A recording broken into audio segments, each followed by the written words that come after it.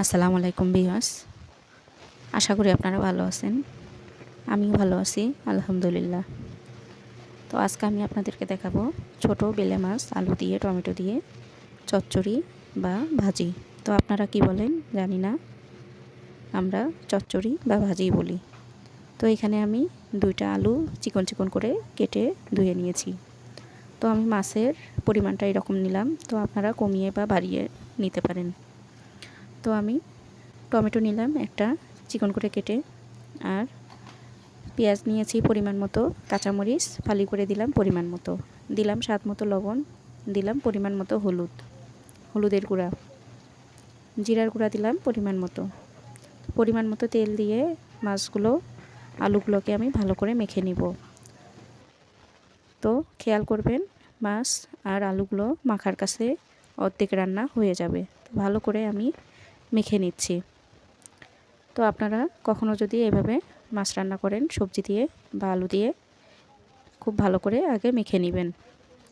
তো আমি এখানে আদা রসুন বাটা দেই নেই, তো আপনারা চাইলে আদা রসুন বাটাও দিতে পারেন।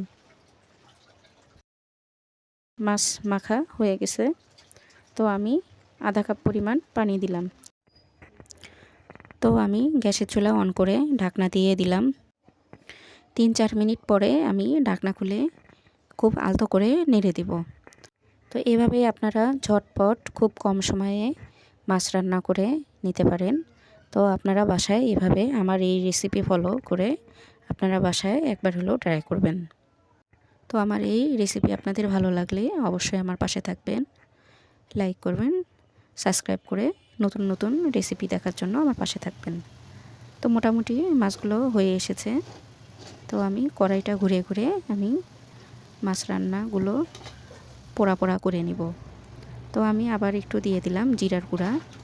তো জিরার গুঁড়া আপনারা সবসময় দেওয়ার চেষ্টা করবেন যেন আষ্টে গন্ধটা চলে যায়। তো আমি আবারও উল্টে পাল্টে দিচ্ছি, খুব আলতো করে নেড়ে দিচ্ছি যেন মাছগুলো ভেঙে না যায়। তো এইভাবে আমি কড়াইটা ঘুরিয়ে ঘুরিয়ে মাছগুলোকে পোড়া পোড়া করে নিব। তো আমার কাছে এই রকমই ভালো লাগে পোড়া পোড়া খেতে।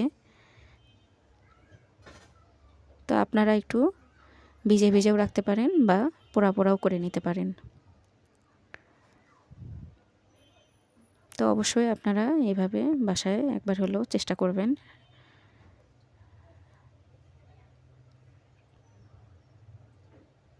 দেখুন আমার মাছ রান্না হয়েছে। খুবই কম সময়ে এই রান্না হবে আর ঝটপট রান্না করে ফেলতে পারবেন, কোনো ঝামেলা ছাড়াই এই রান্না করতে পারবেন।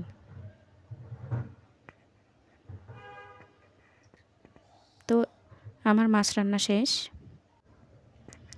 আল্লাহ হাফেজ।